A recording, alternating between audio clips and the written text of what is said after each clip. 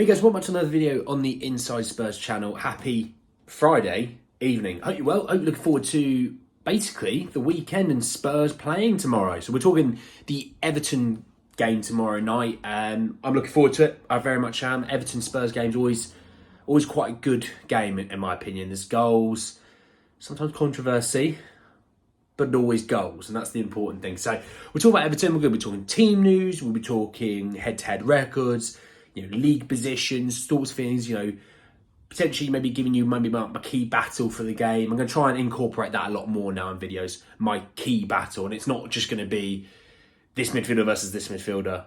There's going to be other things that, for me, that go into it. So plenty to get into, plenty to talk about. I just want to say, if you're new, subscribe. You're very much welcome to join us. We just hit 1,555 subs to be precise. Let's talk, though. Let's talk Everton. And we're going to start with some team news around Everton. So they've not got a huge injury list. We know about obviously like a Dele Alli that needs time really in training to get up to speed.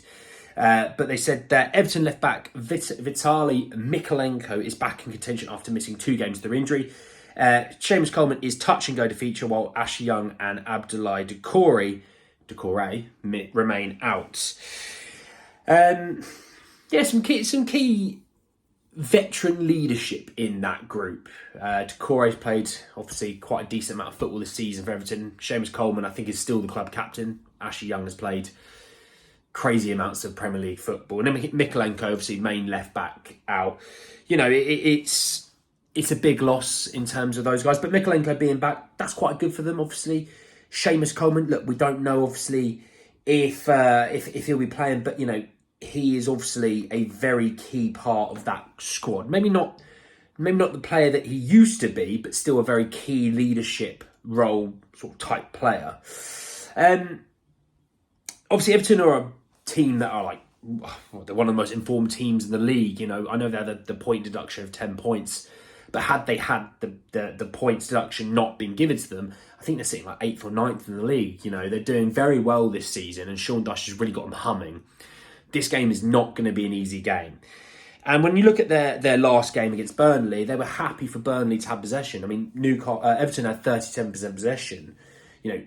I'd expect Spurs to have something quite similar. So we're going to be struggling to break down a back line. Now, they normally play a back 4, but actually, against Burnley, they completely flipped the script and played back 3, which really, really mucked up Burnley, in my opinion. The back 3, they had James Tarkowski, Michael Keane, and Mr. linked with Spurs, Ben Godfrey. So, look, we've obviously only got one centre-half playing at the moment, and so set pieces, you're going to have to sit there and say, look, we could be in trouble with set pieces. They're quite a big physical team. Like I said, they've got those 3 centre-halves. You've obviously got Jared Branthwaite. You've got Onana, Doucouré, Calvert-Lewin. A lot of quite physical players. So we're going to be in for a bit of a scrap tomorrow, which is a proper Dyche-like driven team, a scrappy, up-for-it team. So we're going to have to be up for it in that regard. Obviously, we will see we'll see former player Arnaut Danjuma. I think he's more of a bench player at the moment at Everton, but we'll see him tomorrow. When we look at the situation with Spurs, I'm going to talk Spurs before I talk about league tables and things like that. Ange, obviously, I was waiting for Ange's press conference, and he said that around the team news that he says that Lo Celso and Ashley Phillips are fit to face Everton tomorrow. So we do actually have a centre-back coming back, which is nice. The weakest position we have in the team right now, and he's coming back. He said Gio's fine. Gio's back. He's fine. Gio's trained the last couple of days, so he's available. Ashley Phillips is also available. So I expect both to be on the bench. I do expect them both to be on the bench, but the bench is getting stronger. So it's the depth that if we do need to come on and change a game, we have Lo Celso that can come on and change a game. When you looked at last time out when we played Forest, and you were looking at the bench, you were thinking it's not a lot on the bench right now. That's a slight worry. With Gio, there's an option coming off the bench there, which is nice. He was asked about Maddison and Van der Ven, by the way, and he said, hard to say, they're both in rehab and neither of them are anywhere near training with the first team at the moment. If you look at timelines of Mickey and Madders, they did it in pretty much the same game. Not pretty much, they did do it in the same game. I know Maddison was a bit worse for wear beforehand, but that was the final straw. Mickey might just be ahead in terms of schedule of Madders. Both kind of January and Bentancur fairly similar.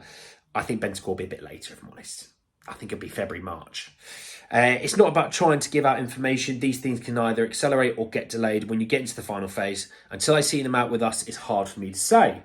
He goes on to talk about Ryan Sessegnon. He said Sess is probably maybe a couple of weeks, maybe more away. Obviously, with him, it's a little bit different. We've got to be really careful about when we reintegrate him. Again, he's doing his work. He's out on the grass with small sides, guys. So we'll see. That's a little bit of good news. Again, we've not had Sess all year, and when we go into this game, Sess would have been playing. Because Udogie being suspended, Sess would have been playing this game. He also talked about Skip and the potential ability for him to play the number 6 role. Because obviously we've had the situation where now Bissouma's going to miss 4 games through suspension due to his red card at Forest. Obviously you've got Pierre Højbjerg, who has played a little bit 6. But Skip he was talking about Skip. He said, yeah, I think Skippy can play at 6 for sure. Obviously, we've had Pierre there and Bisp, even Bentancur when he came back. So there is a fair bit of flexibility on who we use there. Yes, Skippy has had an important role for us. Most of the time, he's been coming on in games where we need some energy further up the park, and that's the role he has fulfilled. But he can play at 6 and probably will play there.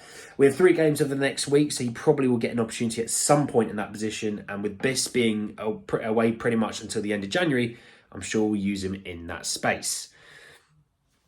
So, plenty there really to kind of understand. I mean, look, we talk about African Cup of Nations. We're actually only playing 3 games at the moment in January. So African Cup of Nations actually won't have as much of an impact as maybe we all thought we'd play 5, 6, 7 times. At the moment, we've got 3 games. We've got Burnley in the Cup, first thing, 5th of January. We've got Man United in the middle of that month, and then we've got Brentford at the end of that month. So, not the end of the world in terms of games that Biss will miss and Pape Matar will miss. So that's not too bad. In terms of head-to-heads, over the last 5 games, Spurs have won 2, drawn 3. So we've not lost. The last time out, we drew 1-1 at Goodison Park. The 2 games before that, we won 2-0 and 5-0. And the 2 games after that, drew 0-0 and 2-1. 2-2. Sorry, 2-2. So yeah, plenty of some good results there.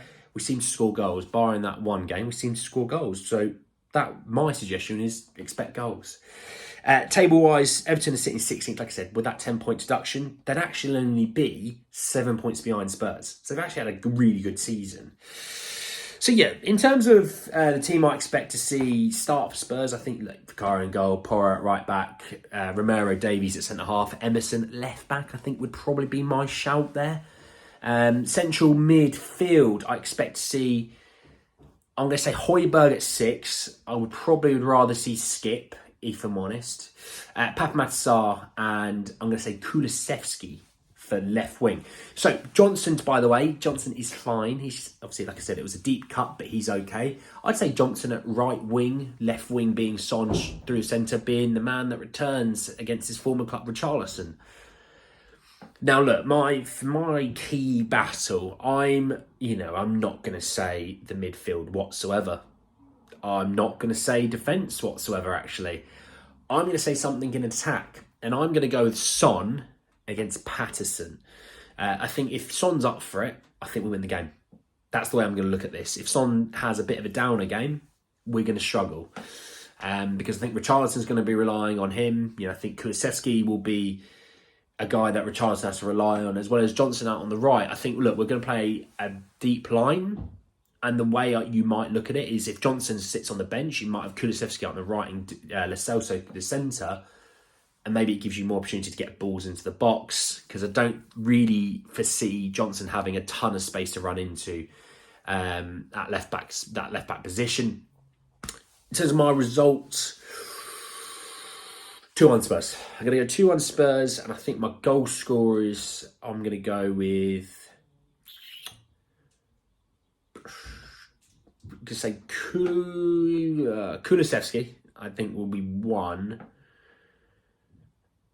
And And I'm going to say something crazy. I'm going to go at something crazy. I think I always try and go something crazy. I'm going to go Ben Davies. I'm going to go something a little bit wild. I think Ben Davies, like a little weird corner header sort of thing. But I think Kulusevski. I think he's going to be mega Kulusevski at the week tomorrow. He's going to need to be, is all I'm going to say. But anyway, guys, in the video, I hope you did enjoy it. Drop a like on the video if you did. Hit me in the comment section below your thoughts and feelings about the game. You know, the team news, what you expect the scoreline to be, all that jazz. I want to know your thoughts and feelings. Obviously, subscribe to the channel if you need to hit a bell notification for more. But anyway, guys, in the video, and I'll see you all very, very soon. Take care, guys.